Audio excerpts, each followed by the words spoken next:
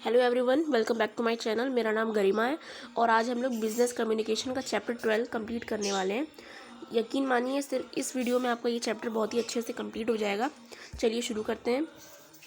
अगर आप लोग अपने बुक में देखो तो चैप्टर का नाम है राइटिंग स्किल्स। ठीक है, तो इसका क्या मतलब है, जैसे बेसिकली हम लोगों ने क्लास 10 में या फिर क्लास 12 में हम लोग लेटर, नोटिस, ये सब बचपन से ही हम लोग लिखते आ रहे हैं। ठीक है, तो राइटिंग स्किल्स पे इतना फोकस करना क्यों ज़रूरी है, इस चैप्टर में हम इसके बारे में पढ़ेंगे। ठीक, कि राइटिंग स्किल्स को हमें इम्प्रूव करने की क्यों ज़रूरत है। ठीक, तो चलिए शुरू करते हैं।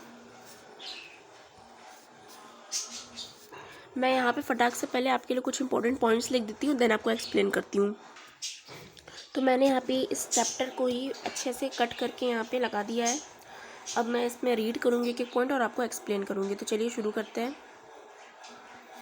Writing skill is an essential element of written communication, यानी जो हमारा रिटन कम्युनिकेशन होता है उसमें राइटिंग स्किल बहुत ही ज़्यादा इंपॉर्टेंट होता है। ठीक है, it is necessary to effectively write letters, memorandums, reports, speeches etcetera, यानी बहुत ही इंपॉर्टेंट होता है कि हमें ये रिपोर्ट्स, मेमोरेंडम सभी बहुत ही अच्छे तरीके से लिखें। ठीक, बेसिकली बिजनेस जो होता है वो एक ग्रुप एक्टिविटी होता है और उसमें हमें हर चीज़ हम लोग ओरल के बेसिस पे नहीं कर सकते। ठीक है, हमें रिटन भी हर चीज़ें करनी होती हैं। अगर हमारा सारा चीज़ ओरल फॉर्म में रहेगा तो उसका कोई प्रूफ नहीं रहेगा। ठीक है, इसलिए हम लोग बिज़नेस जब भी करते हैं तो वहाँ पे कभी भी कॉन्फ्लिक्ट्स हो सकते हैं, कुछ भी हो सकता है। इसलिए हमें उसका प्रूफ मेंटेन करने के लिए हम क्या करते हैं, उसके प्रूफ को मेंटेन करने के लिए, एक रिकॉर्ड रखने के लिए हम लोग राइटिंग स्किल्स का इस्तेमाल करते हैं। ठीक,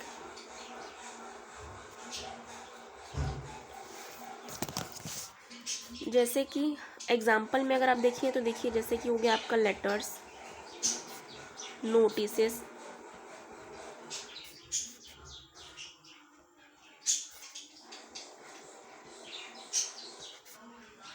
स्पीचेस, ये सब होते हैं राइटिंग एलिमेंट्स के, राइटिंग पार्ट्स के कुछ एलिमेंट्स। ठीक, ये सारी चीज़ें हम लोग हमारे डेली लाइफ में भी यूज़ करते हैं, as well as formal organisations में भी इनका बहुत ही यूज़ होता है। ठीक,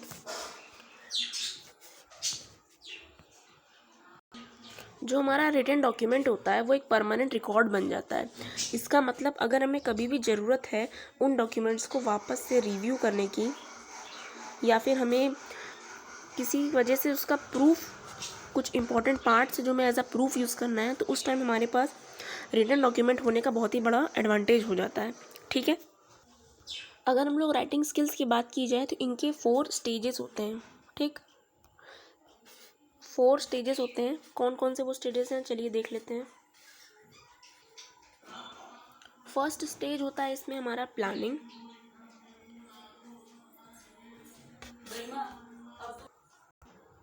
तो मैंने यहाँ पे राइटिंग स्किल्स के 4 स्टेजेस लिख दिए हैं, that is planning, first draft, amendment, editing.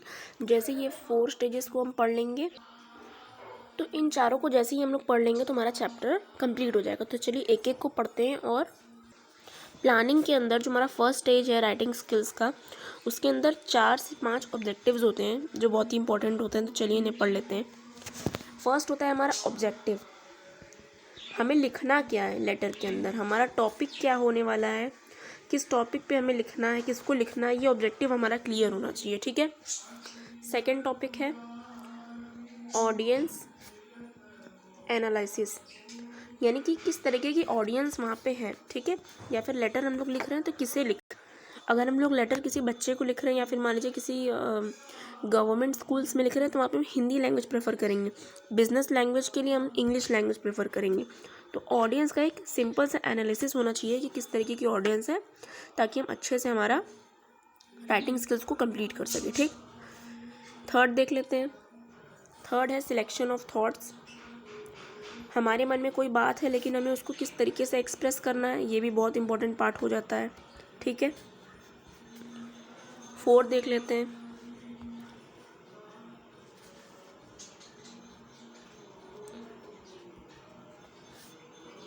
Collection of facts and data as per the thoughts.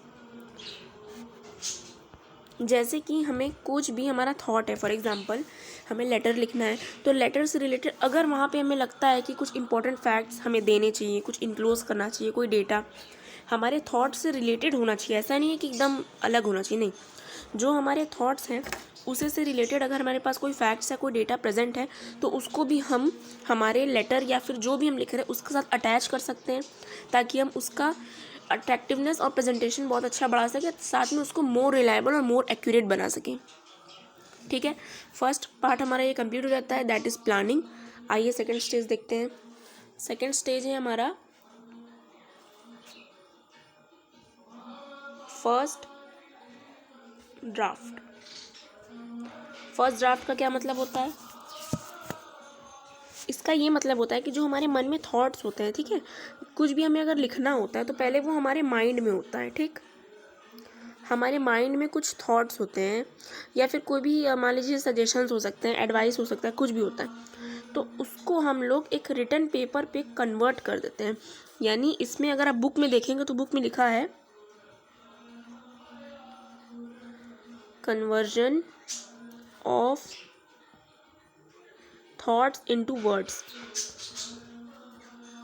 यानी हमारे मन के जो थॉट्स हैं उनको एक कागज़ पे फ्रेम कर देना, वर्ड्स में लिख देना, ठीक, ये होता है फर्स्ट ड्राफ्ट। ठीक, बहुत ही बेसिक सिंपल लैंग्वेज में बुक में दिया है, आप लोग बुक लेके बैठिएगा तो आपको ये चैप्टर बहुत इजी लगेगा। थर्ड देखते हैं। थर्ड है हमारा अमेंडमेंट। अमेंडमेंट का मतलब ही होता है चेंज, या फिर अगर हिंदी में कहें तो बदलाव लाना। ठीक, तो हमारा जो हमने फर्स्ट ड्राफ्ट बनाया है उसको हमें चेक करना है कि उसमें कहीं कुछ एरर्स तो नहीं है, या फिर उसमें ऐसा तो नहीं है कि हम लोग अननेसेसरी इन्फॉर्मेशन बहुत सारे लिख दिए हैं, नेसेसरी इन्फॉर्मेशन लिखे ही नहीं। ठीक, नेसेसरी इन्फॉर्मेशन को ही हमें इंक्लूड करना होता है, वेयर एज जो हमारा अननेसेसरी होता है, यानी हमने लेटर पढ़ा, हमें लग रहा कि इसका तो ज़रूरत नहीं था, तब भी हमने उसको लिख दिया, तो उसको हमें एक्सक्लूड करना होता है। Necessary information should be included in the letter, necessary information should be written in the letter, whereas unnecessary information should be excluded। ठीक, ये होता है हमारा third part amendment. Last but not the least fourth part देख लेते हैं, जो हमारा लास्ट स्टेज है, दैट इज एडिटिंग।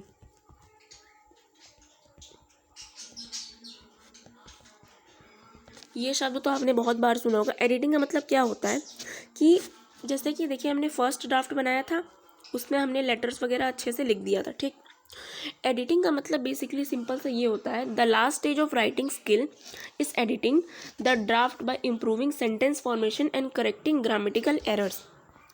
हमने अमेंडमेंट में उसमें कोई चेंज लाया था, एडिटिंग में क्या होता है, अगर कोई एरर्स हैं तो उसको हम लोग सही करते हैं। ठीक, सेंटेंसेस को अच्छे से फॉर्म करते हैं ताकि अब हम उसको लेटर लास्ट में भेज सकें। तो एरर्स अगर हैं तो उसको हमें करेक्ट करना होता है, सेंटेंसेस अच्छे से फॉर्म करना होता है ताकि हम उस मैसेज को फिजिकल फॉर्म या फिर प्रैक्टिकल फॉर्म में आगे सेंड कर सकें। तो ये हमारे 4 टॉपिक्स होते हैं, मतलब राइटिंग स्किल्स के 4 स्टेजेस होते हैं। तो मैं इसको एक बार आपको सम अप कर देती हूँ। राइटिंग स्किल्स के 4 स्टेजेस होते हैं। फर्स्ट इज़ प्लानिंग, इसमें हम लोग प्लान करते हैं कि हमें क्या लिखना है, क्या हमारा थॉट्स हैं। ठीक है, सेकंड इज़ फर्स्ट ड्राफ्ट, इसमें हम लोग हमारे थॉट्स को वर्ड्स में कन्वर्ट करते हैं। अमेंडमेंट में हम कुछ चेंज लाते हैं जिसमें कि हम लोग नेसेसरी इन्फॉर्मेशन रखते हैं और अननेसेसरी एक्सक्लूड कर देते हैं। एडिटिंग में हम लोग फोकस करते हैं कोई ग्रामेटिकल एरर तो नहीं है, या फिर सेंटेंस अच्छे से फॉर्म करके उसको हम लोग फर्दर भेज देते हैं। तो यहाँ पर यह चैप्टर कम्प्लीट हो जाता है। एक पार्ट में मैंने इस चैप्टर को कंप्लीट कर दिया। अगर आपको ये वीडियो अच्छी लगी हो, ज़रा से भी हेल्पफुल लगी हो, तो प्लीज़ इस चैनल को सब्सक्राइब कर दीजिए और ये वीडियो को लाइक कर दीजिए। कुछ इंप्रूवमेंट की ज़रूरत है तो आप कमेंट करके मुझे बता सकते हैं, मैं उस पर काम ज़रूर करूँगी। Thank you so much for watching.